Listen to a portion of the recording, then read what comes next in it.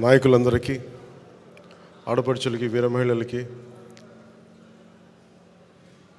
కర్ణాటక నుంచి ప్రత్యేకంగా వచ్చిన జనసేన మద్దతుదారులకి, జన సైనికులకి రిపబ్లిక్ డే దినోత్సవ శుభాకాంక్షలు. ఇది చాలా ప్రత్యేకమైన రిపబ్లిక్ డే. మనకి ఈ మార్చ్ ఎండింగ్లో, ఏప్రిల్లో మనకి ఎన్నికలు రాబోతూ ఉన్నాయి. ముఖ్యంగా ఆంధ్రప్రదేశ్కి సంబంధించి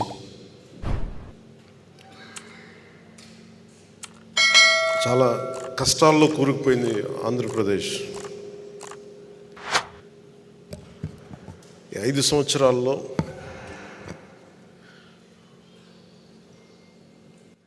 మన వీర మహిళలు, జన సైనికులు, మన నాయకులు పోరాట పటిమ ఈ 5 సంవత్సరాల్లో చాలా బలంగా చూపించగలిగాం.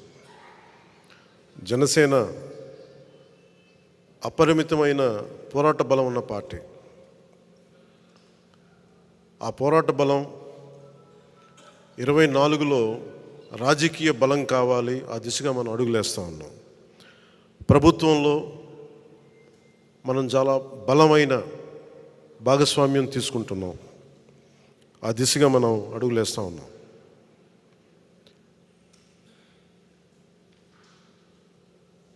ప్రత్యేకించి ఇక్కడ మనకి ముఖ్యంగా జనసేన ప్రస్థానం గురించి మాట్లాడుకుందాం. ఒక దశాబ్దం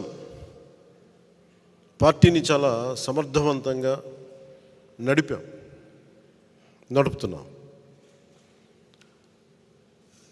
నేను ఏ ప్రాతిపాదికన మనం ఆలోచిస్తున్నాం అంటే, కేవలం ఒక్క రిపబ్లిక్ డే రోజున మనం భారతదేశ గణతంత్ర వ్యవస్థ చాలా కష్ట నష్టాలతో, చాలా త్యాగాలతో వచ్చిన గణతంత్రం అది. మన కాన్స్టిట్యూషన్ కానీ, భారత్ రిపబ్లిక్ కానీ, ఎక్కడ కూడా కాన్స్టిట్యూషనల్ స్ఫూర్తి పోకుండా, రాజ్యాంగ స్ఫూర్తి కోల్పోకుండా, కులాల మధ్య, ప్రాంతాల మధ్య, మతాల మధ్య సమైక్యత ఉండేలా, సఖ్యత ఉండేలాగా పబ్లిక్ పాలసీ అనేది ఉండాలి. నాయకులు కూడా ఆ దిశగానే మాట్లాడాలి. నిన్న ముఖ్యంగా అమలాపురం నుంచి కొంతమంది పాస్టర్ సోదరులు వచ్చారు. నన్ను అడిగింది, మీరు కూర్చోబెట్టి బీజేపీతో ఉంటారు కాబట్టి మీరు మైనారిటీలను ఎలా చూస్తారని మాట్లాడుతూ ఉంటే, వారికి స్వయంగా ఒకటే చెప్పాను. నేను అన్ని మతాలని చాలా సమానంగా గౌరవించేవాడిని. అన్ని మతాలను.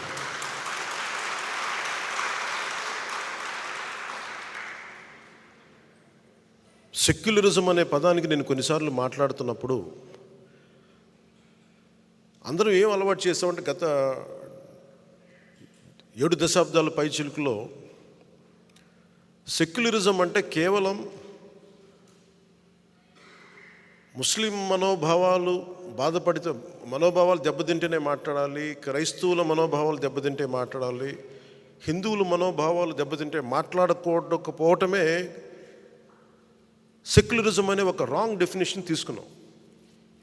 సెక్యులరిజం అంటే ఏ మతానికి, ఏ కులానికి, ఏ వ్యక్తికి అన్యాయం జరిగినా, అకారణంగా దూషించినా అది సెక్యులరిజం స్ఫూర్తికి విరుద్ధం. అది ఆ నేపథ్యంలో నేను మాట్లాడినప్పుడు కొన్నిసార్లు నేను పిఠాపురంలో హిందూ దేవాలయాలు అపవిత్రం చేస్తే దాని గురించి మాట్లాడినప్పుడు నేను వారికి చెప్పాను. నిన్న క్రిస్టియన్ పాస్టర్ల మీటింగ్లో చెప్పిన మీకు పంచుకుంటున్నాను. అది నేను చెప్పింది ఏంటంటే, ఇది నేను హిందూ దేవాలయాల గురించి, అపవిత్రత గురించి మాట్లాడుతున్నప్పుడు, ప్రభుత్వం చర్యలు తీసుకున్నప్పుడు నేను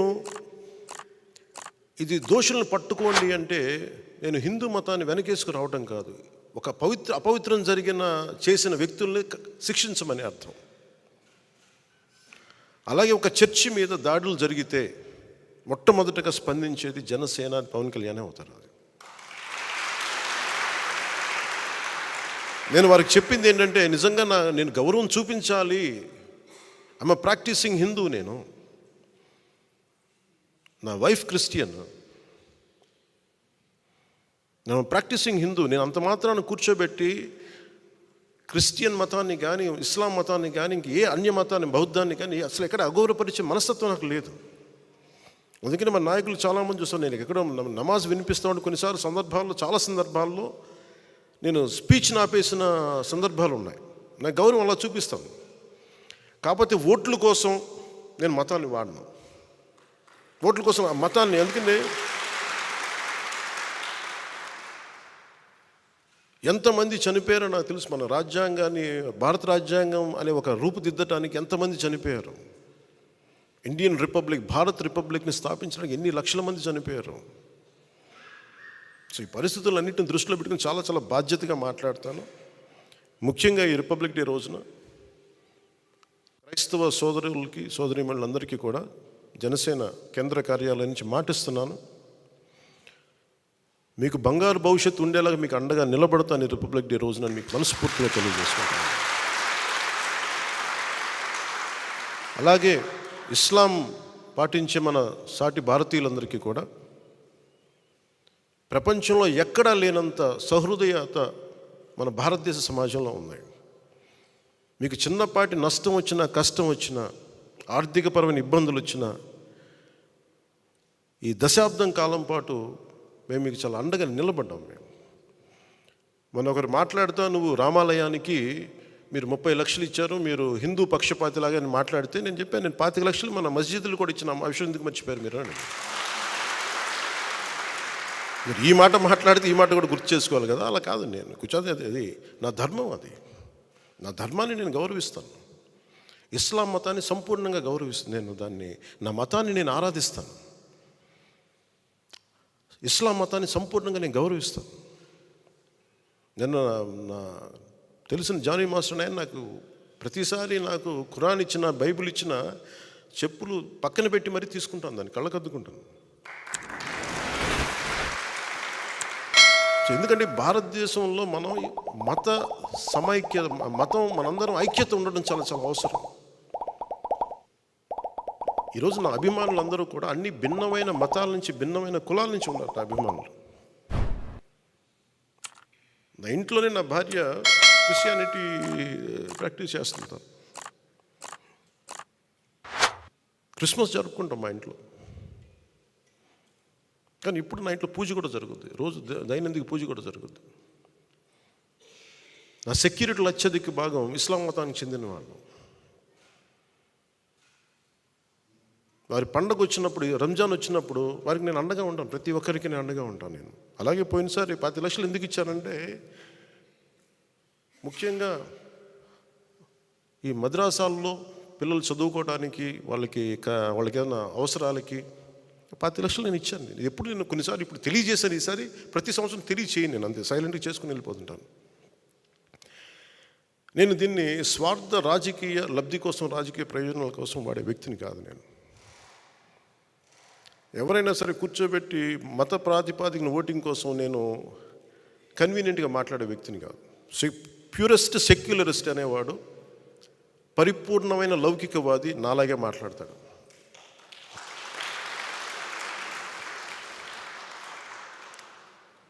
నేను క్రైస్తవ సోదరులకు చెప్పాను, పాస్టర్ సోదరులందరికీ చెప్పాను, నేను మీకు అండగా నిలబడతాను. మీకు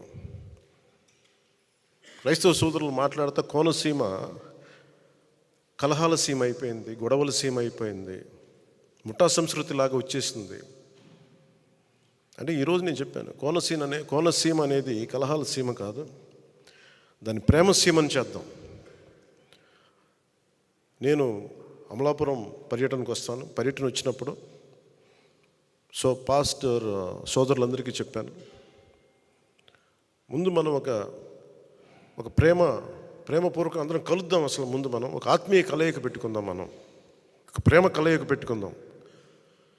జనసేన అంటే కూర్చోబెట్టి వాళ్ళు చెప్తా ఉన్నారు, మీరు ఎక్కువ హిందుత్వ అని మాట్లాడుతుంటే, నేను హిందుత్వ ఎక్కువ కానీ నేను మాట్లాడలేను. నా ఇంట్లో లేని నేను బయట ఎక్కడి నుంచి మాట్లాడగలను? నేను హిందుత్వం అనేది మాట్లాడానంటే నేను ఆ మతంలో, ఆ ధర్మంలో పుట్టాను నేను. నా ధర్మాన్ని నేను గౌరవించాలి అని చెప్తూ నేను చెప్పాను, నేను ఓట్ల కోసం మిమ్మల్ని ఇప్పుడు ఓట్లు అడగను, మీకోసం నిలబడతాను. మీరు నాకు ఓట్లు వేసినా ఏగిపోయినా మీకు కష్టం వచ్చినప్పుడు జనసేన పవన్ కళ్యాణ్ అనే వ్యక్తి మీకు ఎప్పుడు అండగా ఉంటారు. అలాగే రేపొద్దు నేను అమలాపురంకి వచ్చినప్పుడు నేను ముందుగా మన క్రిస్టియన్ పాస్టర్ సోదరులతోటి సోదరిమణులతోటి ముందు మీతోటి ఒక సంపూర్ణంగా ఒక రోజు గడిపి నా కమిట్మెంట్ మీకు తెలియజేసుకుంటాను, నా ప్రేమ మీకు తెలియజేస్తాను. ఇదంతా నేను ఓట్ల కోసం చేయట్లేదు. నేను ఎలాంటి వ్యక్తిని నా వ్యక్తిత్వం చూపించడానికి మీకు తెలియజేస్తాను. నేను వారికి ఒకటే చెప్పాను, నేను బైబిల్ సూక్తిని చాలా చిన్నప్పుడు నాకు ఇమాన్యుయల్ టీచర్ అని ఆవిడ చెప్పిన మాట నాకు గుర్తుండిపోయింది. నన్ను చాలా దగ్గర తీసుకున్నారు. ఆవిడ చనిపోయారు, స్వర్గస్థులయ్యారు చాలా కాలం క్రితం. తనను తను తగ్గించుకున్నవాడు హెచ్చింపబడును అనే ఒక్క వాక్యం నాకు మహావాక్యం అయిపోయింది. ఒక్కోసారి అదే నాకు శాపం కూడా అయిపోయింది. నేను ఎప్పుడు తగ్గించుకుంటాను, సహాయం చేసి కూడా తగ్గించుకుంటాను. అది నాకు బైబిల్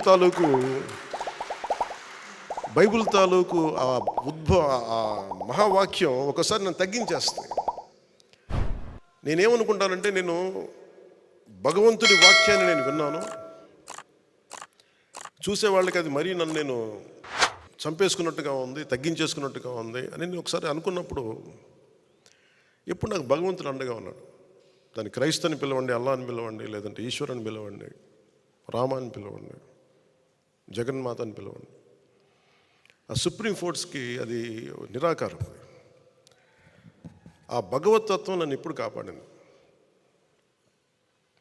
ఈ మాట ఎందుకు నేను ఉటంకిస్తున్నానంటే, నిన్న మండపేట, ఇది ప్రత్యేకించి ఎన్నికలకు సంబంధించిన విషయం కాబట్టి మీకు చెప్తా ఉన్నా. మండపేట నుంచి మన నాయకులు చాలామంది వచ్చి చాలా బాధపడిపోతూ ఉన్నారు.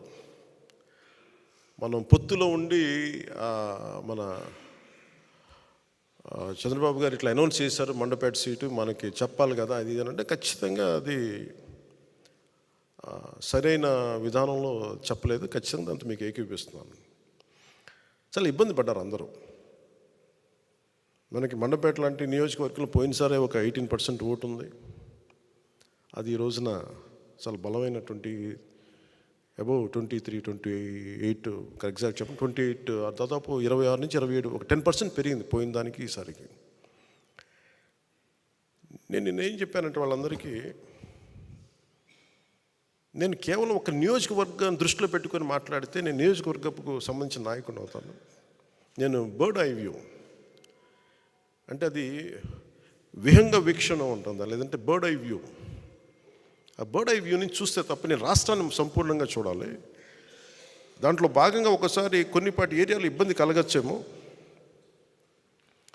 పొత్తు ధర్మం ప్రకారం అలా అనౌన్స్ చేయకుండా ఉండాల్సింది. నేను దానికి క్షమాపణలు చెప్తున్నాను. ఖచ్చితంగా నెక్స్ట్ మీటింగ్లో దాని మీద వివరణ ఇచ్చి దాన్ని ఎలా సరిదిద్దుతాం అని ఒక మాట ఇచ్చి పంపించాను. అలాగే వాళ్ళు అన్నది కూడా ఏంటంటే, మన నాయకులు కూడా ఇప్పటికీ 2 సీట్లు అనౌన్స్ చేశారు, మరి ఇది పొత్తు ధర్మమేనా నన్ను అడిగితే, అట్లా కొన్ని ప్రత్యేక పరిస్థితులు ఉంటాయి, వాళ్ళు కూడా మనం అర్థం చేసుకోవాలి కదా. 4 దశాబ్దాలు సుదీర్ఘ అనుభవం వ్యక్తులు, ఒంటరిగా వాళ్ళ సొంత పార్టీ నడిపిన వ్యక్తులు. ఒక్కోసారి ఎట్లా ఉంటుందంటే, పొత్తు ఆ సైజు వ్యక్తులకి ఒక ఇరుకు చొక్క అత్తారింటికి దారేదులో చెప్తూ ఉంటాం. ఒక బలమైన వ్యక్తికి సరిపోయిన కోటేస్తే కొంచెం ఇరుగ్గా ఉంటుంది కదా, టైట్గా ఉంటుంది. అలాగే ఒకసారి పొత్తు ఆ స్థాయి నాయకులకి చాలా ఇబ్బందిగా ఉంటుంది ఒక్కోసారి. కానీ వాస్తవాలు వేరుంటాయి, క్షేత్రస్థాయి పరిస్థితులు వేరుగా ఉంటాయి. అందుకని ఒక్కోసారి అనుభవం ఇటు ఒకసారి గబుక్కుని ఒక మాట అన్నిస్తుంది. లోకేష్ గారు ఆ రోజు మా నాన్నగారు ముఖ్యమంత్రి ఎన్ని అన్నా కానీ ఇవన్నీ నేను ఎందుకు దాన్ని పెద్ద మనసుతో వదిలేస్తానంటే, ఒక పార్టీని 3 దశాబ్దాలు నడిపి 3 సార్లు ముఖ్యమంత్రులుగా ఉండి అలాంటి కుటుంబం నుంచి వచ్చిన వ్యక్తులు సహజంగా గబుక్కుని ఒక మాట వచ్చేస్తుంది. దాన్ని రాష్ట్ర ప్రయోజనాలను దృష్టిలో పెట్టుకొని జగన్ అనే వ్యక్తి ఇంకొకసారి వస్తే రాష్ట్రం అధోగతికి పాలవుతుంది అన్న ఒక్క ఆలోచన నన్ను చాలాసార్లు రెస్పాండ్ కానివ్వకుండా చేస్తుంది. వాళ్ళు అలా మాట్లాడారు కదా, మీరు ఇలా మాట్లాడచ్చు కదా అంటే, అదే కదా తేడా అని చెప్తాను నేను.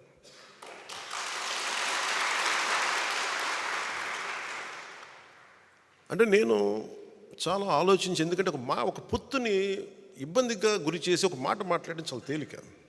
నేను అది ఈ రోజున మాటిస్తున్నాను. రిపబ్లిక్ డే రోజున ఎన్ని విపత్కరమైన పరిస్థితులు వచ్చినా జగన్ నడిపే ఈ ప్రభుత్వం 24లో మనకి కనిపించకూడదు.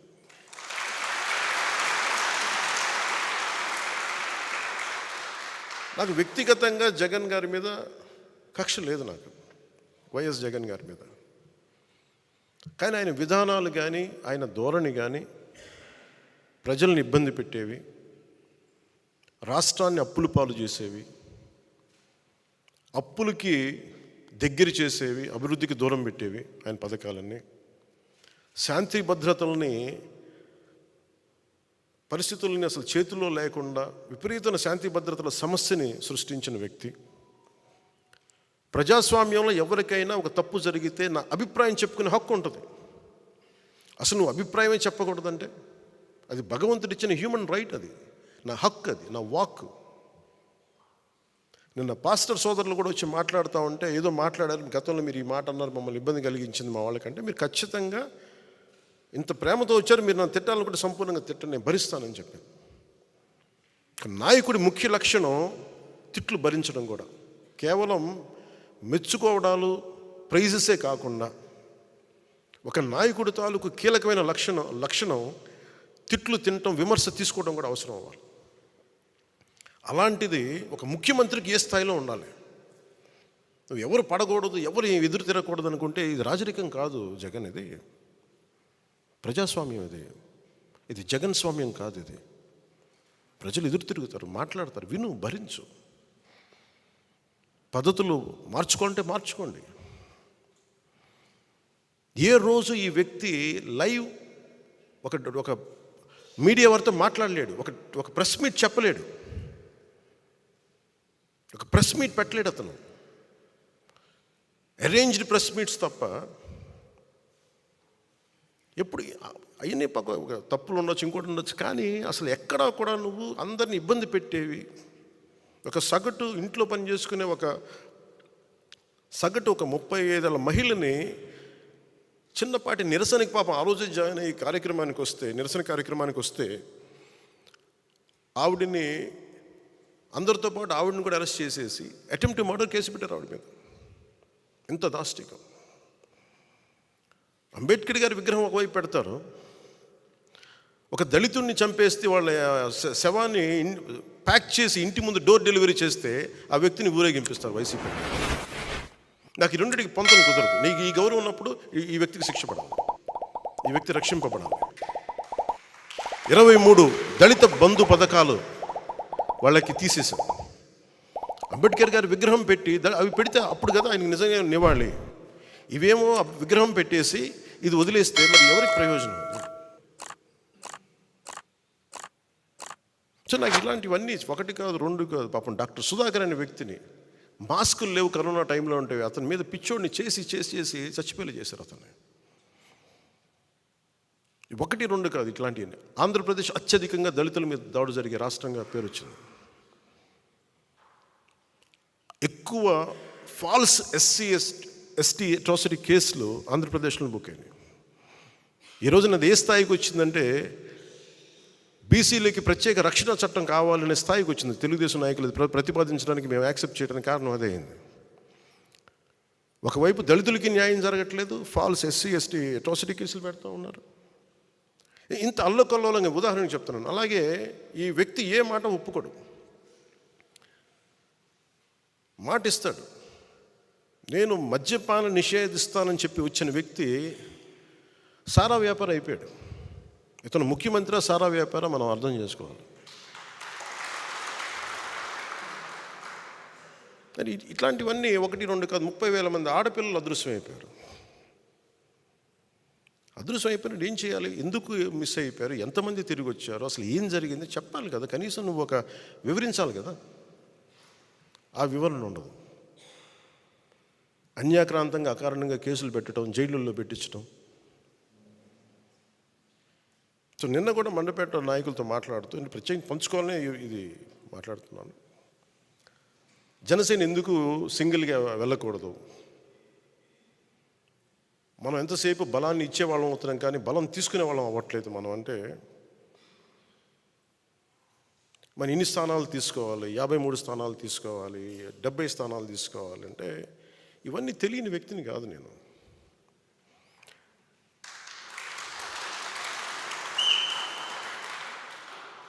మనోడికి అసలు ప్రాక్టికాలిటీ తెలియదు, వీధుల్లో తిరగడు కాబట్టి, జనంతో తిరగడు కాబట్టి అసలు మనం ఏమనుకుంటామో తెలియదు. మీరు ఏమనుకోకపోతే తెలియకపోతే నేను రాజకీయాల్లోకి ఎందుకు వస్తాను?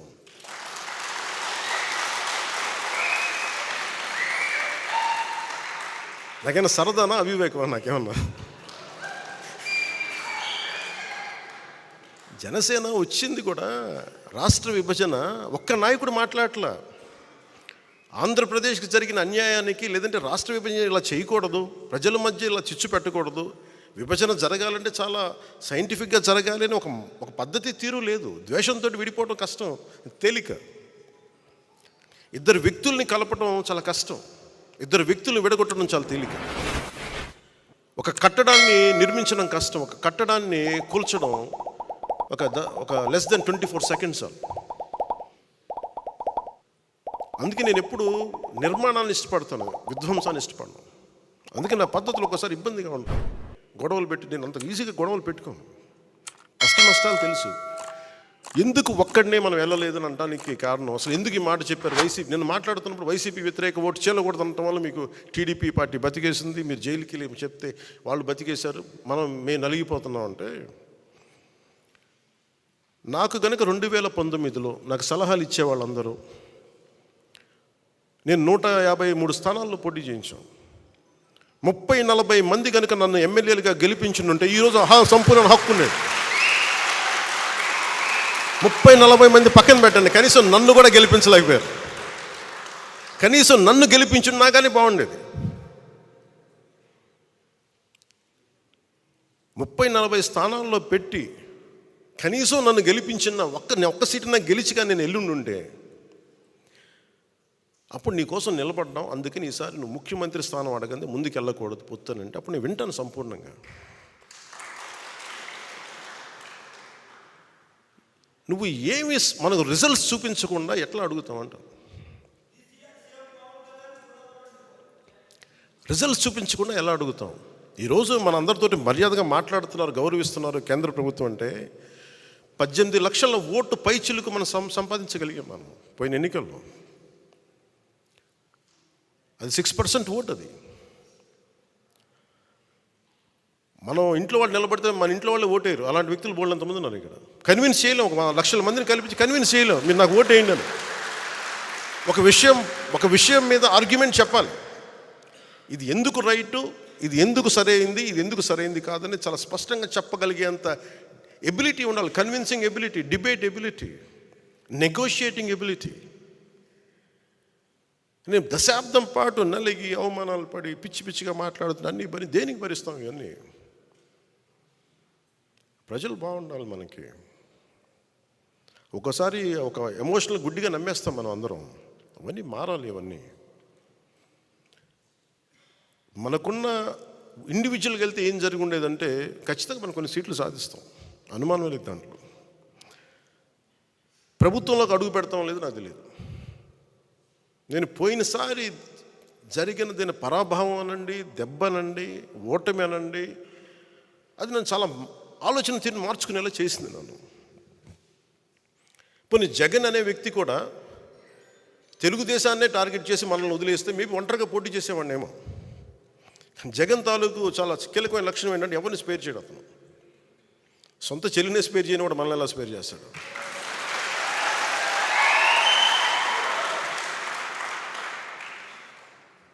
అతనికి ఈ రోజున వైసీపీ నాయకులు కూడా చెప్తున్నా, ఊరంతా శత్రువులు పెట్టుకున్న వ్యక్తి నాయకత్వంలో పనిచేస్తూ ఉన్నారు, జాగ్రత్త.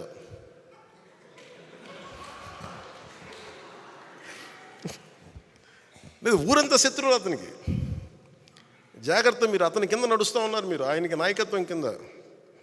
రేపొద్దున మీ కష్టాలు వస్తే మళ్ళీ పవన్ కళ్యాణ్ దగ్గరికి రావాలి, గుర్తుపెట్టుకోండి.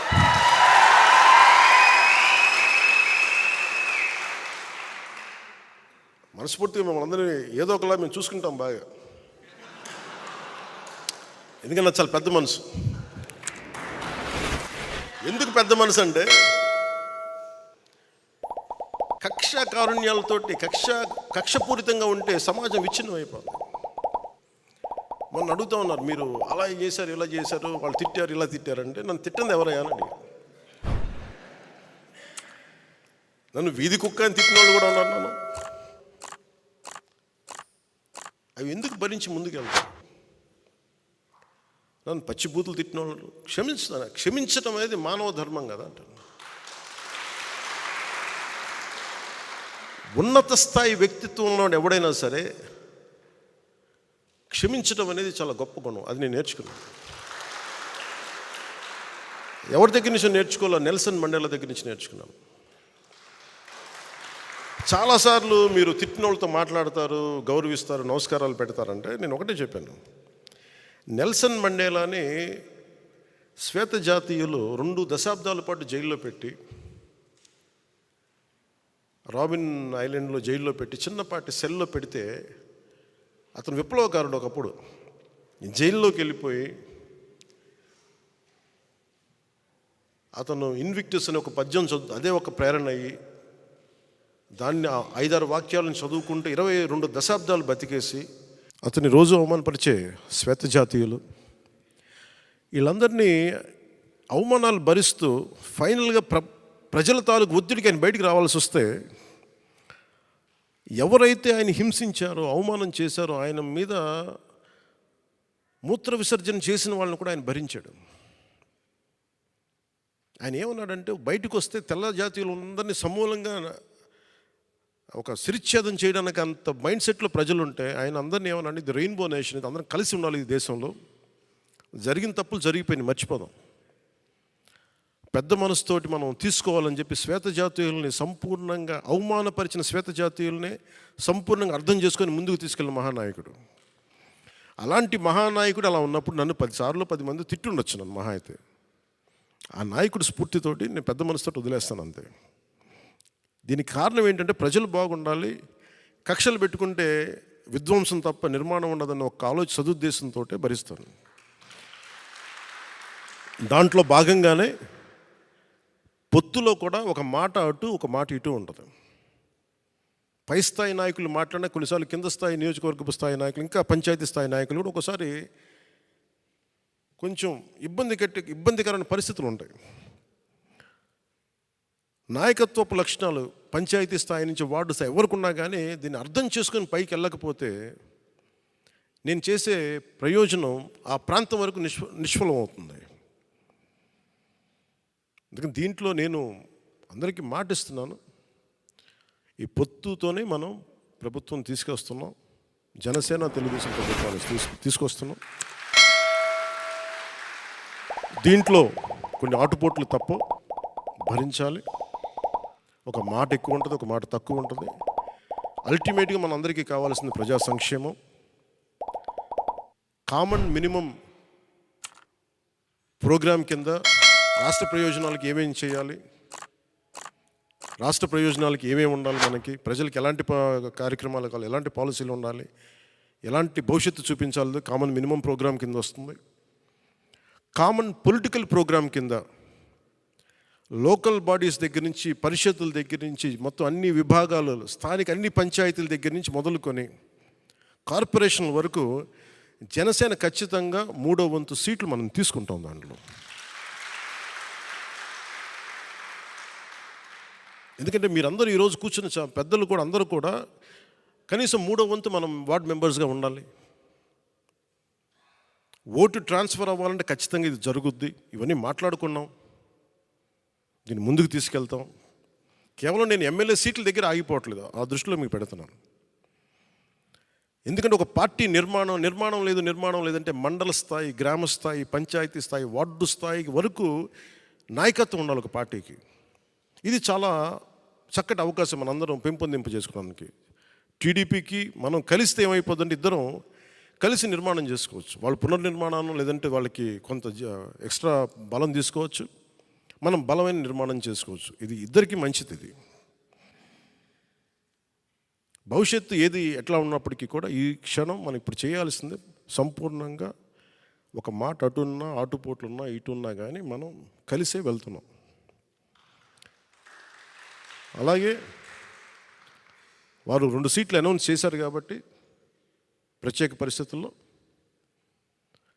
నేను కూడా ప్రత్యేక పరిస్థితుల్లో ఈ రోజున రిపబ్లిక్ డే రోజున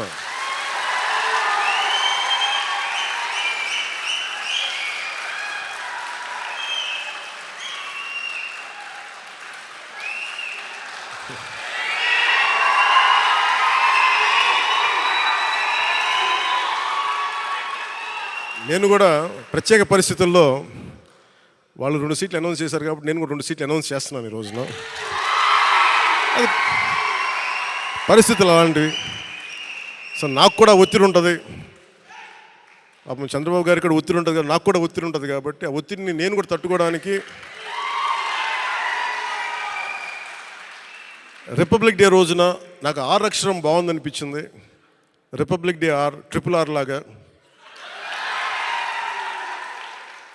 రిపబ్లిక్ డే రోజున రాజోలు రాజానగరం సీట్లు నేను అనౌన్స్ చేస్తాను. సో ఈ రిపబ్లిక్ డే రోజున అందరం బాగుండాలి, అద్భుతాలు జరగాలి మనస్ఫూర్తిగా కోరుకుంటూ, రాష్ట్ర ప్రజలకి బంగారు భవిష్యత్తు జనసేన తెలుగుదేశం ప్రభుత్వం ఇస్తాయని మనస్ఫూర్తిగా కోరుకుంటూ, ఈ పర్యాయం నన్ను నమ్మండి, వ్యూహం నాకు వదిలేయండి. ఏ వ్యూహం వేసినా నన్ను సంపూర్ణంగా నమ్మండి. నేను విహంగ వీక్షణం చేస్తాను, మీరు నన్ను నమ్మండి. నాకు దశాబ్దం అడగట్లా, ఈ ఎన్నికలు దాటనివ్వండి, 5 సంవత్సరాలు టైం ఇవ్వండి. నాకు మీ గౌరవానికి ఏమాత్రం భంగం వాటిల్లకుండా మన నాయకులకి ప్రతి ఒక్కరికి గుర్తించే బాధ్యత నేను సంపూర్ణంగా తీసుకుంటాను. ఈసారి కలిసి పనిచేద్దాం. ఎప్పుడు విడిపోయి మనం పలచన పడిపోయాం. ఈసారి కలిసి ఉందాం, చిక్కగా ఉందాం. అలాగే భారతరత్న అవార్డు వచ్చిన కర్పూరి ఠాకూర్ గారికి ప్రత్యేకంగా నా అభినందనలు తెలియజేసుకుంటూ, పద్మవిభూషణ్ అవార్డు వచ్చిన శ్రీ వెంకయ్య నాయుడు గారికి, ఉపరాష్ట్రపతి శ్రీ వెంకయ్య నాయుడు గారికి, అలాగే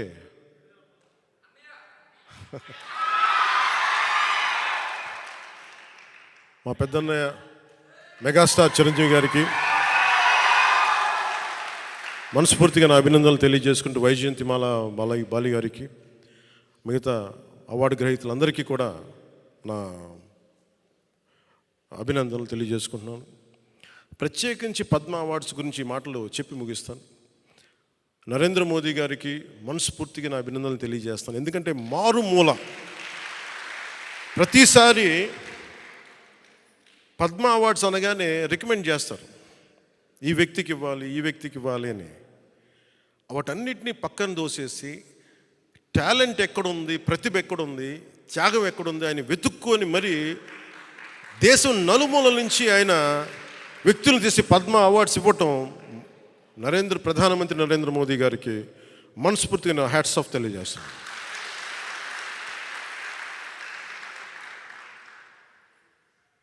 ఆయన ప్రధానమంత్రి గారు కాకముందు నుంచి ఆయన ప్రధానమంత్రి అయ్యారు.